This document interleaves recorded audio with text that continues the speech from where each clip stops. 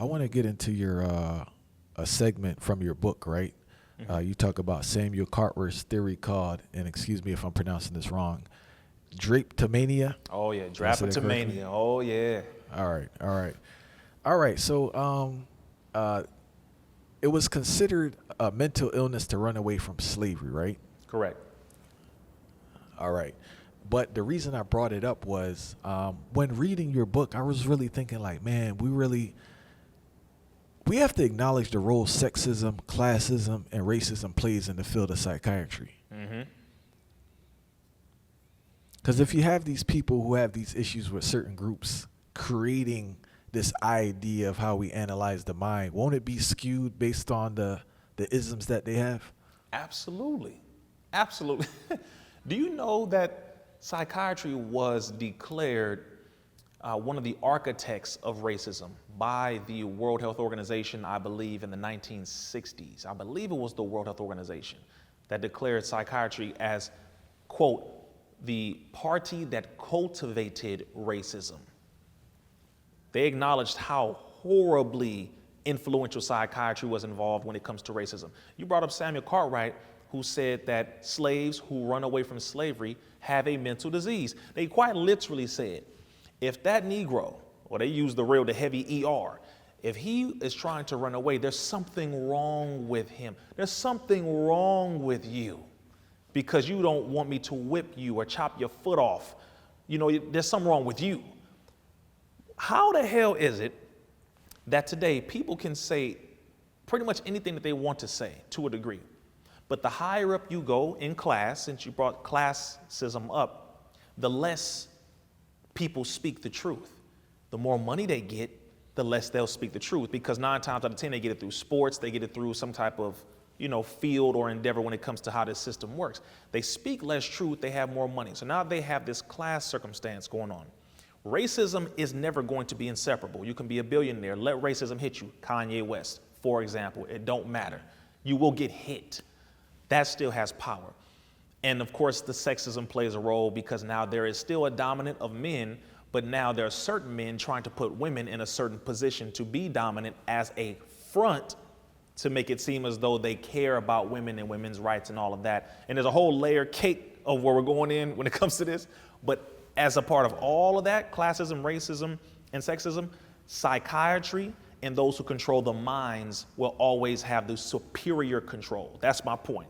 It don't matter where you go in any of these areas, these layers, these endeavors.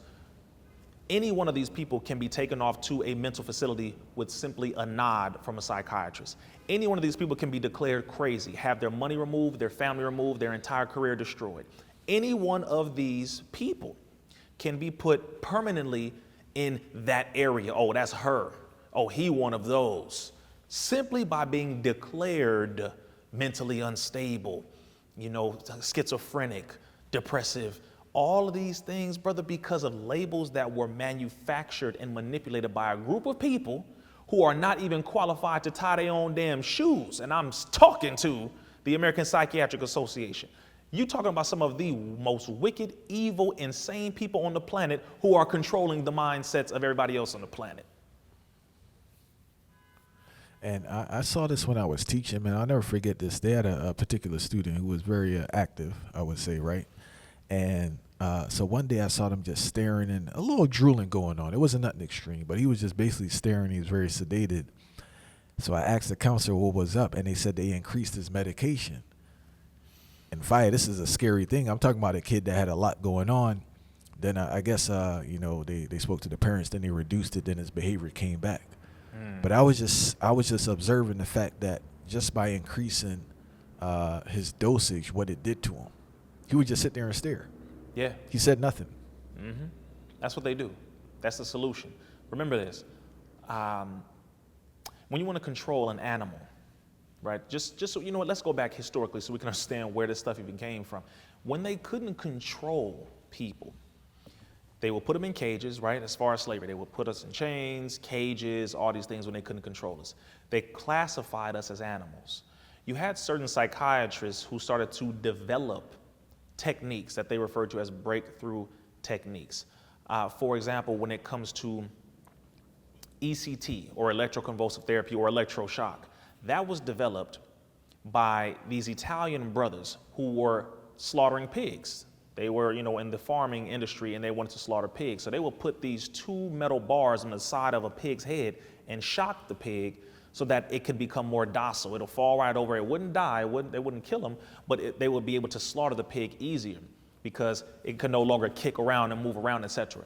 That developed and evolved from the electroshock into the psychotropic drugging pills that are being used by over 500,000 children, by over 1 million children easily, and over 100 million people in America currently right now are on one or more forms of these psychotropic drugs. It is a way to control the masses of people because we can't control them anymore. So with students in classes, they just say, here, give them a drug. They get paid more money to put them on a drug. The more drugs they put them on, they get more money for that. Special education gets roughly double than that of the standard education. So it's money, money, money. Then we can control the child. Then after 5 years, just so you know, if they're on these drugs, they will no longer qualify for a government job or qualify for a majority of jobs and get disqualified for a number of other things because they will be deemed mentally unstable for the rest of their life. But the thing I'm trying to figure out is that, like, I guess this ties into population control we're going to talk about later, because, like, you're setting people up not to be an asset to society, not to be able to function in society. So what do you plan on doing with them? Brother, that's a question that was posed to Congressman Dan Burton years ago when he brought up the example of autism, the skyrocketing explosion of autism. And he was asking these people, these pharmaceutical reps, these questions. He said, okay, so you're saying that these shots don't cause autism. Okay. You're saying it has nothing to do with anything that you are pumping out into these children. None of the drugs, none of the shots. He said, these children are going to get older. They're not going to die. We have to pay for everything that they have going on. Their medical care, health care, their everyday management, meaning the people who work with them, the special assistance for these adults, these children in adult bodies. He said this is crippling those who pay taxes. And he said, you mean to tell me that the pharmaceutical companies have nothing to do with this? Nothing. He said, we need to question what the hell your role is really and start to investigate what these drugs are doing, what these shots are doing, and a bunch of other things, because you are creating generations of children that will no longer be able to contribute to the progression of society. And what will be the last decision to make, my brother, if you have a bunch of adults or children, again, in adult bodies who can't do anything? They can't talk, they can barely walk, they're not going to be able to drive, they're not going to be able to get married really and have children and have a real engaged life. Where are they going to go?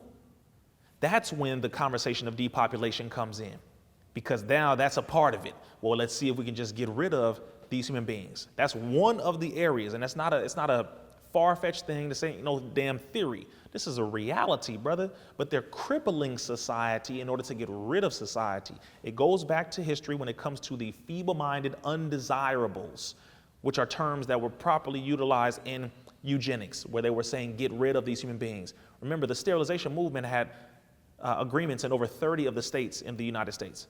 They were using sterilization techniques legally, right? So that whole circumstance is very real, and it's a silent thing that a lot of people, they're not hearing too much of right now. But you got millions of people on the spectrum, brother, when it comes to autism, and then you have all these other people that are handicapped, and you have all these healthy children that are just being doped up every day, and they are not able to live a natural, healthy life. And people talking about, oh, Johnny crazy. Oh, our little sis is crazy. She didn't take her meds. She didn't take her meds. He didn't take his meds. It's a culture now by these evil, wicked bastards who are not even close to being qualified to govern anybody, but they said, we found a way to drug humanity into a position where they are docile, we can control them. The problem is it backfired, because now this thing is going into generation after generation. Now the people who are supposed to be taking care of these elders who set this evil thing in play, not gonna be able to take care of them. So now what's about to happen now? You see what I'm saying? Like it's a number of layers to this topic, but it's a very real situation, which is why we can't put our life in the hands of this system, because they genuinely are trying to take us out. And that segues into another question I have here. In your book, Message to Millennials, anyone watching, if you don't have it, make sure you purchase it. Powerful read. You speak about the mentality of the character Thanos from the movie Avengers. Oh yeah, Thanos. Being an exemplification of the world leaders who want to kill a large percentage of the population to save a small percentage of the population. Can you elaborate on that idea more and why you use that as an example in your book? Absolutely. I had to bring that up because that is the ultimate agenda overall above everything else. They can't control the masses of humanity, so they are doing their best to now get rid of a large percentage of humanity. And they did a big test recently between 2020 and 2023, dealing with the quote unquote pandemic. They wanted to see how many people would run out and get something without having any information about it, any real science about it, any real proof that it works. No information about the ingredients, no information about long-term studies. They don't know a goddamn thing, but they'll take it. Let's see how many will fall for it. Let's see how many we have to force, or how many we have to threaten their job, how many we have to threaten their education, their travel, their children's education. How many people can we get if we do all these different things and then eventually mandate it, enforce it, and blah, blah, blah, blah, blah. Over 5.3 billion human beings on the planet took the first dose.